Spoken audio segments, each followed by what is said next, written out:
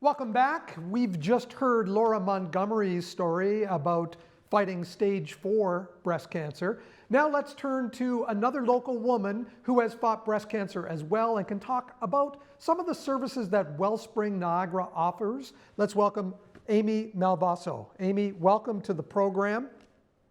Hi, Mike. Thanks for having me today. Let's begin by talking about your diagnosis. When did that happen? And what did you do upon hearing that breast cancer was found?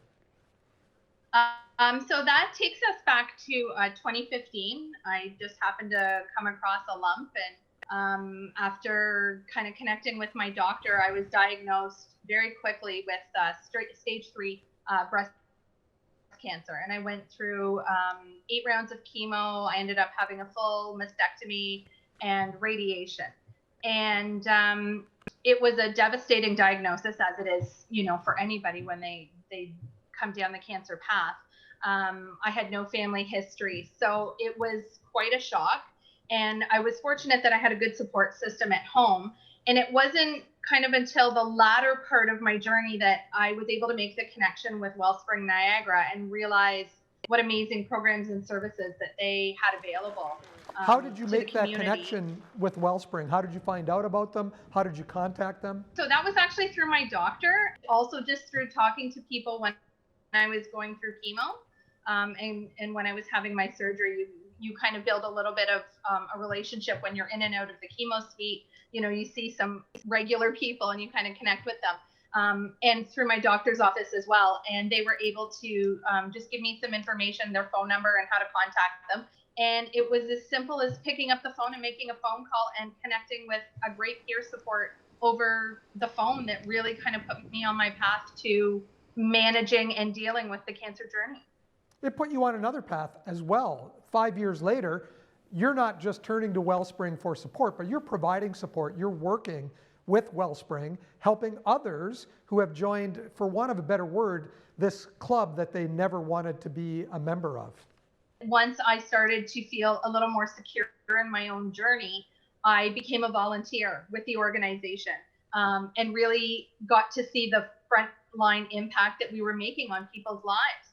And subsequent to that, I became staff, and now I co-facilitate our breast cancer support program that meets monthly. Is the support program the same program that you would have participated in back in your early days, linking with Wellspring?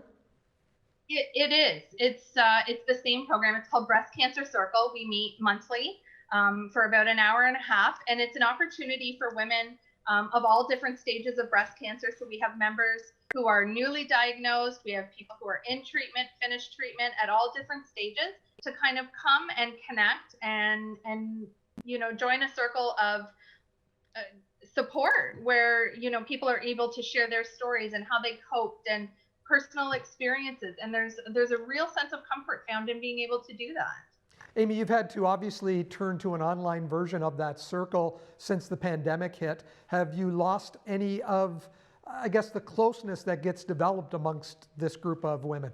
We've been very fortunate that we've been very successful in transferring all of our support programs through the online platform. And we're very grateful that we've been able to do so as effectively as we had. So we're still closed to the public, but we are doing one-on-one appointments right now.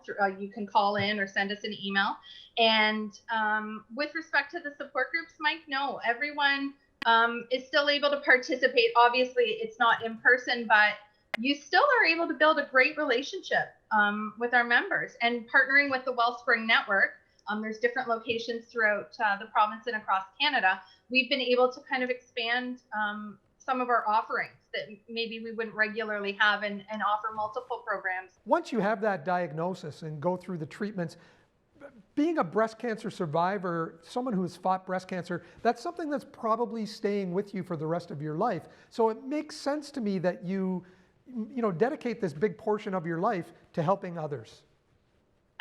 That's absolutely true. And it's certainly the way that I personally feel.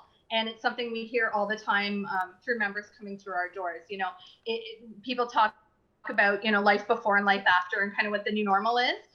Once cancer has touched your life, and it can touch your life in many ways, it's always something that's going to stay with you. And for me personally, being able to come back to Wellspring and, come full circle and return the support and the gratitude that I was able to receive when I needed it most, and know that we're able to connect with our members of our community who are having the same needs, is really important. And no better place to be able to do that than to see firsthand the difference that our organization makes.